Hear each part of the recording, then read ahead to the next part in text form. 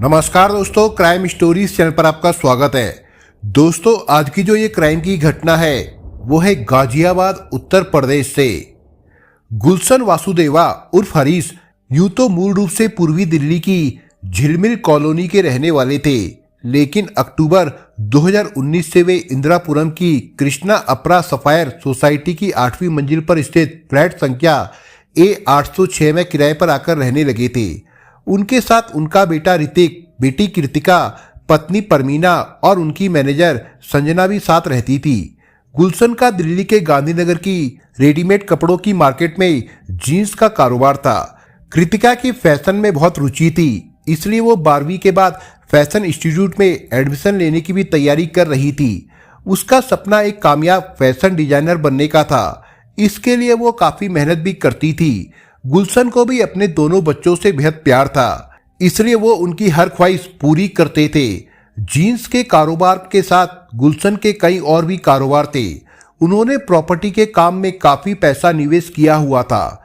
कोलकाता में एक बड़े बिजनेसमैन के साथ भी उन्होंने लाखों रुपए का निवेश किया हुआ था, लेकिन पिछले कुछ समय से उनका करीब 2 करोड़ से अधिक का ये निवेश बुरी तरह फंस गया था। देश में जब से नोटबंदी हुई थी, उनका पैसा वापस मिलना बंद हो गया था, लेकिन इसके बावजूद गुलशन के परिवार में सब एक दूसरे से बहुत ज्यादा प्यार करते थे। गुलशन को जब भी फुर्सत मिलती तो परिवार को लेकर अक्सर घूमने निकल जाते थे। जिस अफरा सफायर सोसाइटी में गुलशन 2 महीने पहले रहने के लिए आए थे, उससे पहले वो करीब 4 सालों तक पास की ही ATS सोसाइटी में रह रहे थे। उस समय उनके साथ 80 साल के उनके पिता नारायण दास वासुदेवा भी रहते थे। गुलशन की पत्नी परमीना बहुत समझदार महिला थी। वो अपने बीमार ससुर की बहुत सेवा करती थी। नारायण दास अपने बेटे से ज्यादा बहू परमीना को मानते थे, लेकिन अचानक खराब होती आर्थिक परिस्थितियों के कारण गुलशन ने जब मकान बदला तो उन्होंने पिता को बड़े भाई सतपाल के घर रहने के लिए छोड़ दिया था। वे नहीं चाहते थे कि उनकी आर्थिक बदहाली से पिता की सेहत पर बुरा असर पड़े। गुलशन वासुदेवा 3 भाई व 1 बहन में सबसे छोटे थे। सबसे बड़ी बहन विधवा है और अपने बच्चों के साथ रहती है, जबकि उनके दोनों बड़े भाई देवेंद्र और सतपाल भी शादीशुदा है। दोनों भाई अपने परिवार के साथ दिल्ली की झिलमिल कॉलोनी में रहते हैं। उनका भी गांधीनगर में रेडीमेड गारमेंट का कारोबार है। पिता नारायण दास रेलवे से रिटायर हुए थे। चूंकि पिता की देखभाल गुलशन ही करता था, लिहाजा पिता अपनी सारी पेंशन विधवा बेटी को भेज देते थे। हालांकि उनके दोनों बड़े भाई काफी समृद्ध है। इधर कई सालों से कारोबार में घाटे के बाद दोनों भाइयों ने शुरू में तो गुलशन और उसके परिवार की काफी सहायता की, लेकिन बाद में अपनी खुद की आर्थिक स्थिति ठीक न होने के कारण उन्होंने भी सहयोग देना बंद कर दिया। यही कारण रहा कि परिवार के लोगों से गुलशन की दूरी बनने लगी थी। ATS सोसाइटी में गुलशन के पास 2 बेडरूम वाला फ्लैट था, जबकि कृष्णा अपरा सोसाइटी में उन्होंने 3 बेडरूम का फ्लैट लिया था। इसी वजह से उनकी मैनेजर संजना भी उनके साथ आकर रहने लगी थी। 3 दिसंबर 2019 की सुबह के करीब 4:45 बजे का समय था। कृष्णा अपरा सोसाइटी के गेट पर तैनात तीनों सुरक्षा गार्ड कुर्सियों पर बैठे अलाव से हाथ सेकते हुए ठंड दूर करने का प्रयास कर रहे थे। अचानक उन्हें सोसाइटी के टावर A के पास से धड़ाम की ऐसी आवाज आई जैसे ऊपर किसी मंजिल से कोई भारी चीज सड़क पर आकर गिरी हो। एक सिक्योरिटी गार्ड वहीं रुक गया। बाकी 2 गार्ड देखने के लिए उस तरफ चले गए जहां से आवाज आई थी। दोनों गार्ड जैसे ही टावर A के पास पहुंचे तो बिजली की रोशनी में उन्होंने देखा कि सड़क पर 3 लोग खून से लथपथ पड़े हैं। उनमें से 1 पुरुष व 2 महिलाएं थी। ऐसा लगता था जैसे ऊपर की मंजिल के किसी फ्लैट से या तो वे गिर पड़े थे या किसी ने उन्हें धक्का दिया था। गिरने की वजह से आसपास काफी खून फैल चुका था। 1 पुरुष व 1 महिला के शरीर लगभग निर्जीव हो चुके थे, जबकि 1 महिला के मुंह से दर्द भरी आह सुनाई पड़ रही थी और शरीर में हल्की हरकत भी थी। दोनों गार्ड ने तत्काल आवाज देकर तीसरे गार्ड को भी अपने पास बुला लिया। तीनों गार्डों ने सड़क पर खून से लथपथ तीनों लोगों को जब गौर से देखा तो वे देखते ही पहचान गए कि खून से लथपथ पड़े वे तीनों लोग गुलशन वासुदेवा, उनकी पत्नी परमीना और उनके साथ रहने वाली संजना थी। सोसाइटी के तीनों गार्डों ने तत्काल सोसाइटी के प्रेसिडेंट और सेक्रेटरी को सूचना दी तो वे भी मौके पर आ गए। चंद मिनटों में ही सोसाइटी के अन्य लोग भी इस घटना की एक दूसरे से मिली जानकारी पाकर वहां पर पहुंच गए थे। तब तक दयानंद नाम के एक गार्ड ने पुलिस कंट्रोल रूम को इस हादसे की जानकारी दे दी। पुलिस कंट्रोल रूम से ये सूचना उसी समय स्थानीय इंदिरापुरम थाने को दे दी गई। एसएचओ इंदिरापुरम इंस्पेक्टर महेंद्र सिंह पूरी रात गश्त के बाद थाने में अपने कार्यालय में आकर बैठे थे और थकान उतारने के लिए चाय की चुस्की ले ही रहे थे कि उसी समय मुंशी ने आकर उन्हें कंट्रोल रूम से अपरा सोसाइटी में हुई घटना के बारे में बताया। खबर ऐसी थी जिसे सुनकर चाय का घूंट इंस्पेक्टर महेंद्र सिंह के गले से नीचे उतरना भारी हो गया।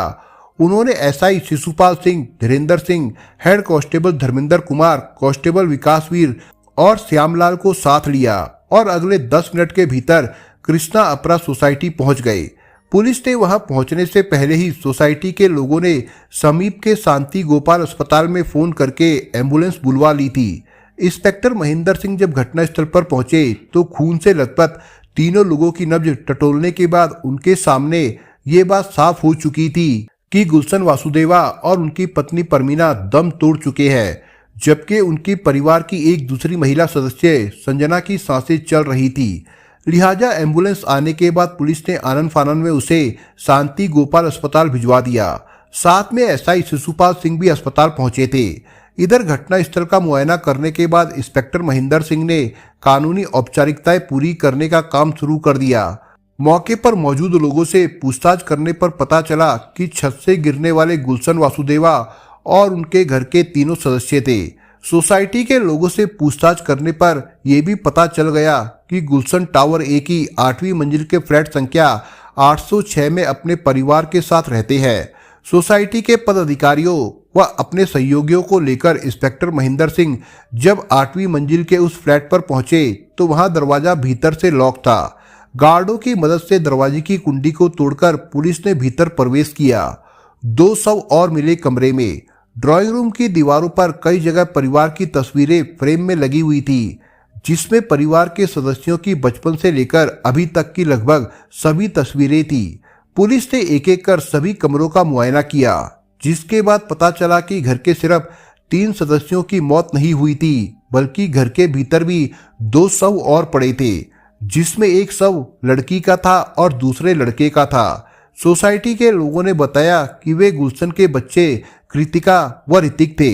उनकी हत्या गला रेत कर की गई थी। उसी कमरे में एक खरगोश का शव भी मिला। ऐसा लग रहा था कि पालतू खरगोश को गर्दन मरोड़कर मारा गया था। इस बीच सुबह का उजाला पूरी तरह अपने पांव पसार चुका था। 5 लोगों की मौत की खबर पूरी सोसाइटी में जंगल की आग की तरह फैल गई। इंस्पेक्टर महेंद्र सिंह ने अपने क्षेत्र के एएसपी केशव कुमार के साथ एसपी मनीष मिश्रा और एसएसपी सुधीर कुमार सिंह को फोन करके पूरे हादसे की इत्तला दे दी। मामला इतना बड़ा था कि सूचना मिलने के कुछ ही देर बाद जिले के सभी आला अधिकारी मौके पर पहुंच गए। फॉरेंसिक टीम के अलावा मीडिया के लोग भी जानकारी पाकर घटनास्थल पर पहुंच चुके थे। एक तरह से कृष्णा अपरा सोसाइटी के भीतर बाहर लोगों की भारी भीड़ जमा हो गई। हर कोई माजरा जानना चाहता था कि इतने बड़े हादसे की वजह आखिर क्या थी। पुलिस के तमाम आला अधिकारियों ने घटनास्थल का बारीकी से मुआयना किया। फॉरेंसिक टीम ने घटनास्थल के अलग अलग जगह से फोटो और फिंगरप्रिंट उठाए। उन तमाम सबूतों को अपने कब्जे में लिया, जिससे वारदात का खुलासा करने में सहायता मिल सकती थी।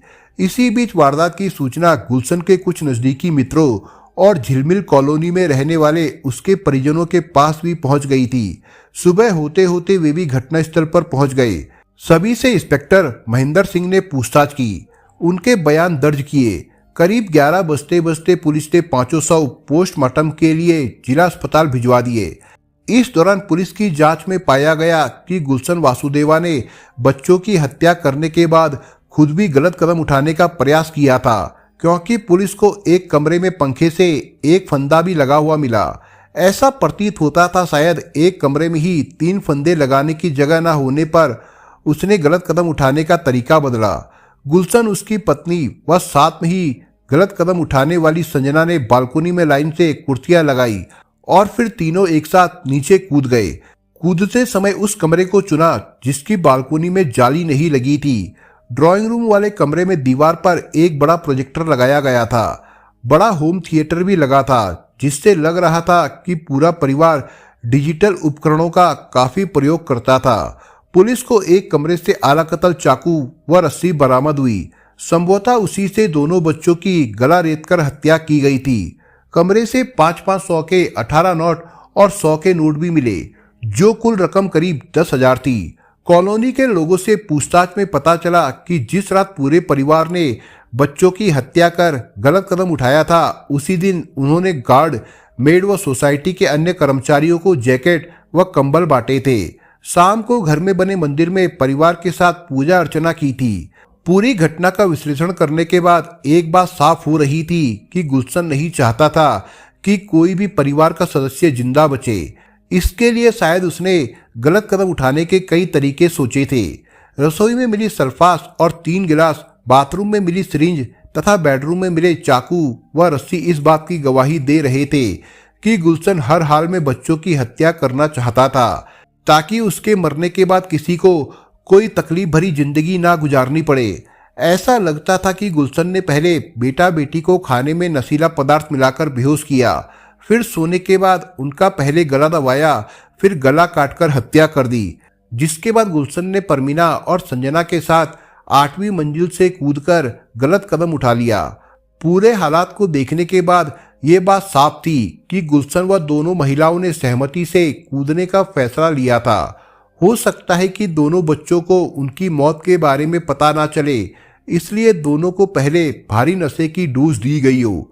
अगर नशे की डोज नहीं दी होती और सहमति नहीं होती, तो मारने के दौरान बच्चों के चीखने चिल्लाने की आवाज जरूर आती।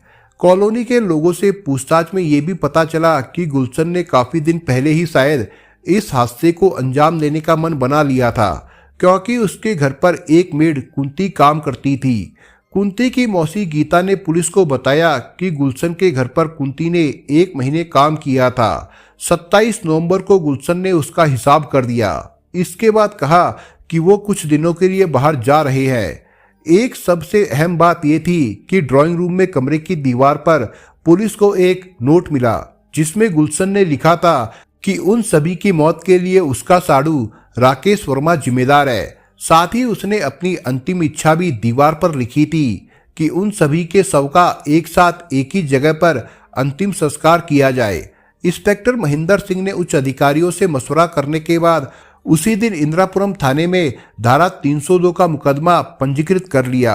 चूंकि जांच में सामने आ चुका था कि गुलशन के साड़ू राकेश वर्मा ने उसके लाखों रुपए हड़प लिए थे और वापस नहीं किए थे, जिसके कारण आर्थिक तंगी और अवसाद में आकर गुलशन को बच्चों की हत्या कर गलत कदम उठाना पड़ा था। जांच अधिकारी महेंद्र सिंह ने इस मामले में धारा 306 भी जोड़ दी।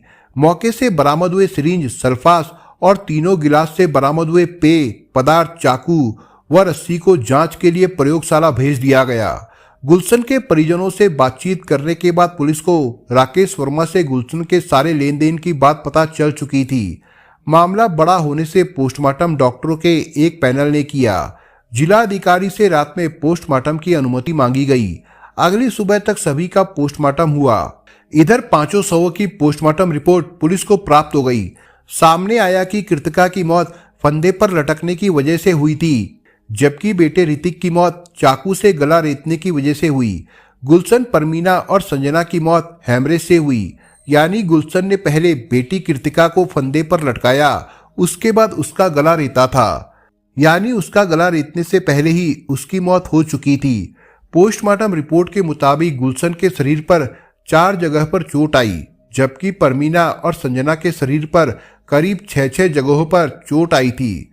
मृतकों ने विषैला पदार्थ खाया था या नहीं, इसका खुलासा विसरा की उस रिपोर्ट के बाद ही पता चल सकेगा, जिसे पुलिस ने फॉरेंसिक जांच के लिए भेजा है।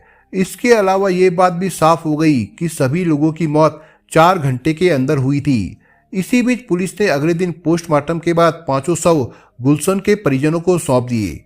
चूंकि गुलशन, उसकी पत्नी परमीना व दोनों बच्चे एक ही परिवार के सदस्य थे, इसलिए परिजनों ने उनके शव की सुपुर्दगी लेकर उसी दिन हिंडन घाट पर उनका अंतिम संस्कार कर दिया।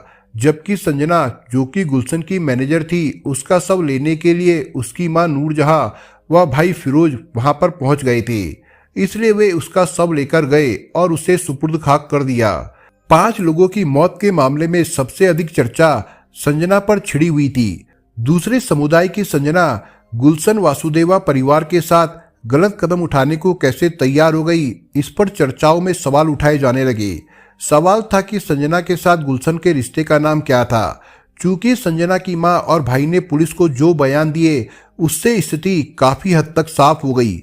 ये बात साफ हो गई कि दिल्ली के वेलकम इलाके की रहने वाली संजना करीब 7 सालों से गुलशन के साथ थी। शुरुआत में तो वो फैक्ट्री में काम देखती थी, लेकिन धीरे धीरे उसका गुलशन के घर में आना जाना शुरू हो गया।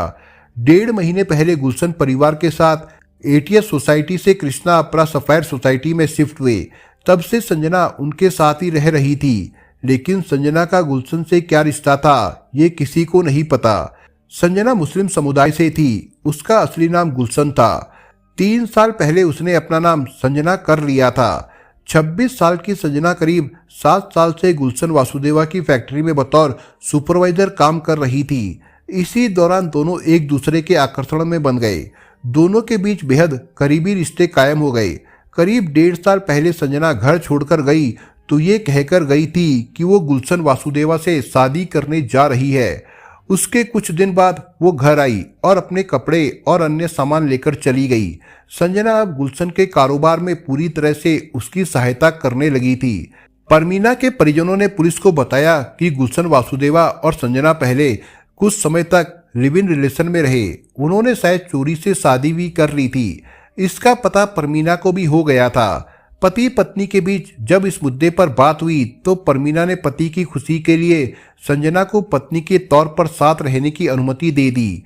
इसलिए जब गुलशन अपरा सोसाइटी में आए तो उन्होंने संजना से किराए का फ्लैट छुड़वा दिया और अपने परिवार के साथ फ्लैट में ले आए। इस बात की पुष्टि किसी ने नहीं की कि संजना वाकई गुलशन की पत्नी थी या प्रेमिका, लेकिन ये बात साफ थी कि पूरे परिवार में संजना और गुलशन के रिश्ते को मान्यता मिली हुई थी। इससे भी बड़ी बात यह थी कि संजना पूरे परिवार से इस तरह जुड़ी थी कि गुलशन के साथ उसने भी खुशी खुशी गलत कदम उठा लिया था। लेकिन सबसे बड़ी बात यह थी कि आखिर गुलशन ने इतना बड़ा कदम क्यों उठाया। जांच में ये बात भी स्पष्ट हो गई। परमीना की बड़ी बहन संगीता का पति राकेश वर्मा, जो साहिबाबाद के शालीमार गार्डन में रहता है, उसने कुछ समय पहले गुलशन से प्रॉपर्टी के कारोबार में निवेश करने को कहा था। गुलशन ने उसे 1.25 करोड़ रुपए दिए थे।